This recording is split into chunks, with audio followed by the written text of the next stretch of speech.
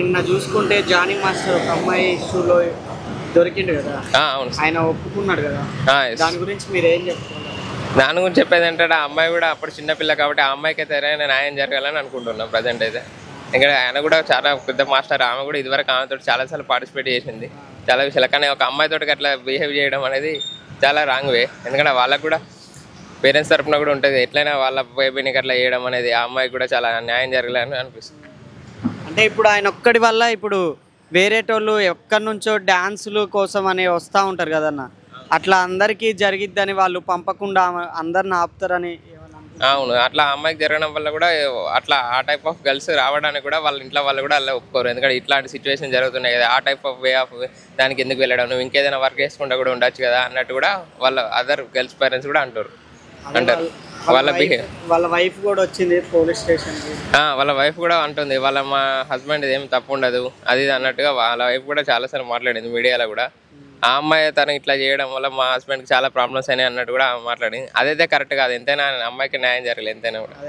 ఇంట్లో ఉన్న వాళ్ళ వైఫే సపోర్ట్ చేస్తుంది, కాకపోతే ఆయన ఆల్రెడీ ఒప్పుకున్నాడు కదా. అతను ఒప్పుకున్నాడు కదా, గోవాలో అరెస్ట్ చేశారు అతన్ని. స్టాప్ చేద్దాం ఇంకేదా. మొత్తానికి అయితే గర్ల్స్కి అయితే రెస్పెక్ట్ గర్ల్స్, ఎందుకంటే గర్ల్స్కి రెస్పెక్ట్ ఇవ్వడమే హ్యూమన్ నేచర్ ఎవరికైనా కూడా. ఆయన ఒప్పుకున్నాడు కాబట్టి మేబీ చేసి ఉండొచ్చు, కానీ ఆయన ఒప్పుకోక ముందు వరకు అయితే నేను అనుకున్నా జానీ మాస్టర్ అలా చేయరని. అలా చేసి ఉండరు. అమ్మాయి ఏదో ఇప్పుడు 3 years 4 years నుంచి రన్ అవుతున్నప్పుడు అప్పటి నుంచి కేసు పెట్టకుండా ఈరోజు కొత్తగా కేసు పెట్టిందంటే వెనక నుంచి ఎవరో ఫోర్స్ చేసి ఉంటారని అనుకున్నా. కానీ ఎప్పుడైతే ఆయన సరెండర్ అయ్యి అవును నేను చేశాను అని చెప్పారు కదా, తర్వాత మేబీ చేసి ఉండొచ్చు, చేయకపోతే ఎవరు ఒప్పుకోరు కదా. అంటే ఆయన తప్పు లెక్క చేసిందా లేదా చెప్తా. మేబీ అది ఇద్దరు అండర్స్టాండింగ్తో జరుగుంటుందేమో అనుకుంటున్నా బ్రో నేను. అలా జరిగిన తర్వాత ఆ అమ్మాయి దాన్ని అలుసుగా తీసుకొని ఉండొచ్చు. ఇప్పుడు ఇద్దరి మధ్య ఒక కోఆర్డినేషన్ ఉన్నప్పుడు ఏమైందంటే, ఇప్పుడు ఇద్దరు ఫ్రెండ్స్ మధ్య ఉండే చనువు వేరుంటుంది, ఇద్దరు లవర్స్ మధ్య ఉండే చనువు వేరుంటుంది. ఆ చనువు కొద్దీ ఇప్పుడు ఫర్ ఎగ్జాంపుల్ ఇంట్లో వైఫ్స్ ఉంటారు, ఎప్పుడైనా కోపం వచ్చినప్పుడు చిన్న గొడవ పడతారు. మేబీ అలాంటివి ఏమైనా జరిగి ఉండొచ్చు వాళ్ళిద్దరి మధ్య కూడా, అది ఇప్పుడు హైలైట్ చేసి ప్రొజెక్ట్ చేసి ఉండొచ్చు.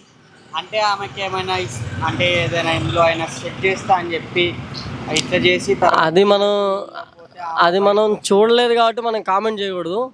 మేబీ అంటే తప్పుగా అనుకోకపోతే ఇన్ కేస్ మనీ కోసం కూడా అయి ఉండొచ్చు. అంటే ఎలా అంటే ఇప్పుడు ఇన్ని రోజులు అయిపోయింది, మేబీ ఇంకా పెద్ద అవకాశాలు రావట్లేదేమో తనకి ఇండివిజువల్గా, అందుకని ఏదో ఒకలాగా సెటిల్ అవుదామని అలా ఏమన్నా ఆలోచన వచ్చి కూడా స్టెప్ తీసుకొని ఉండొచ్చు. తను ఉన్న అవకాశాన్ని ఇలా వినియోగించుకోవచ్చు, అలా ఉంటుంది కదా. ఇప్పుడు కొంతమందికి త్వరగా డబ్బు సంపాదించాలన్న కోరిక పుట్టినప్పుడు దే కెన్ డూ ఎనీథింగ్ అనమాట. అంతే మరి. ఇంకా ఇప్పుడు ఇద్దరు ఇట్లా తప్ప అంటారు, చేసేటప్పుడు ఇద్దరు అనుకునే చేసుకుంటారు, ఇప్పుడు ఇద్దరు విడిపోయారు కాబట్టి ఇద్దరికి తప్పే. అంతే, ఇద్దరిది తప్పు ఉంటుంది. ఈయన కనుక సరెండర్ అవ్వకపోతే మేబీ ఆయన అలా చేశారంటే నేను నమ్మేవాడిని కాదు. సరెండర్ అయ్యారు కాబట్టి ఇంకిద్దరికి తప్పు అనుకోవాలి.